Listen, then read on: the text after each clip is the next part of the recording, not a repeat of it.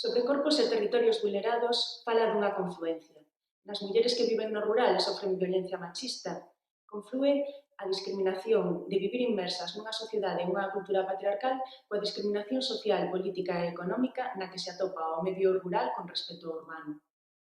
Todas as persoas que vivimos no rural vemos restringidos os nosos dereitos en relación ao acceso á sanidade, á educación, ao emprego, á mobilidade, etc. As mulleres que viven no rural e sofren violencia machista ven restringidas as súas oportunidades para desenvolver unha vida libre e autónoma. Mais o medio rural é un territorio de oportunidade para o bo trato. Para loitar contra a violencia machista é preciso erradicar os privilexios masculinos, mais é preciso tamén recoñecer o traballo das mulleres, no eido produtivo e no eido reproductivo.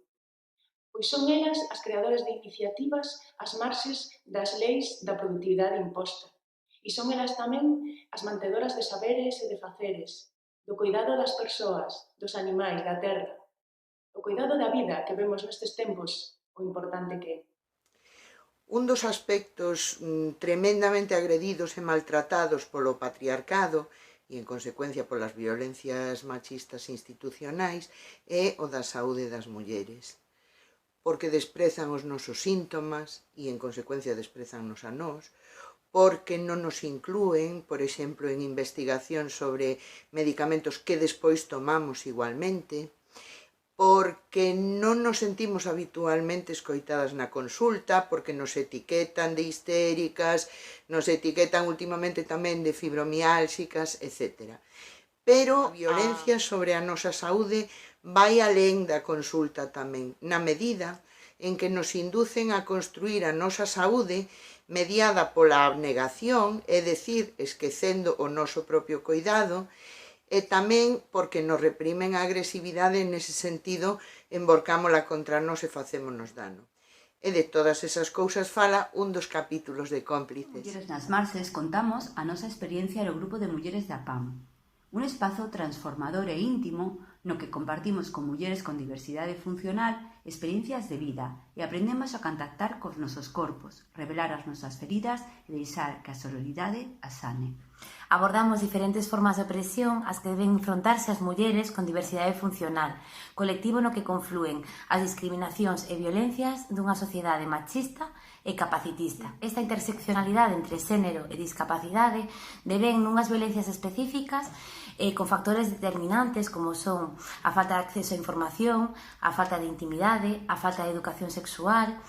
de independencia económica, a dependencia que adoita haber das persoas cuidadoras, a falta de credibilidade nas mulleres con diversidade, que teñen que enfrontarse a un aparato institucional que obvia as súas realidades e non está adaptado ás súas necesidades. A experiencia revelanos a necesidade prioritaria desde as entidades sociais do terceiro sector dun posicionamento claro e definido respecto á cuestión de xénero e o abuso, entendendo como algo transversal. A formación é esencial para construir equipos capaces de detectar violencias e non só isto, senón para traballar proactivamente polo empoderamento das mulleres. Con este capítulo de Cómplices constatamos que nas Marxes hai voces imprescindibles para cambiar o mundo. Pois Cómplices é un libro que eu coordino e que teño a sorte de compartir con moitas compañeras, o resto das autoras que participan, e xustamente o que fai é un percorrido polos laberintos, polo periplo que van realizando as mulleres en situación de violencia á hora de denunciar a súa situación. Entón vamos recollendo situacións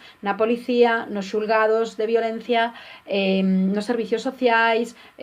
trasladando tamén o que sucede no eido rural, nas mulleres con diversidade funcional, e entón o que vamos mostrando é diferentes exemplos que de alguna maneira mostran toda a violencia machista institucional que sigue existindo na intervención social coas mulleres e que realmente precisamos un cambio de paradigma para comezar a facer intervencións sociais realmente feministas e que necesitamos persoas formadas en estudos de xénero que fan intervencións e enfoques nos que non haxa unha dobre victimización. Entón, bueno, este é unha achega que eu creo que ten unha parte teórica, pero tamén unha parte moi práctica e que espero que vos sexa de interese.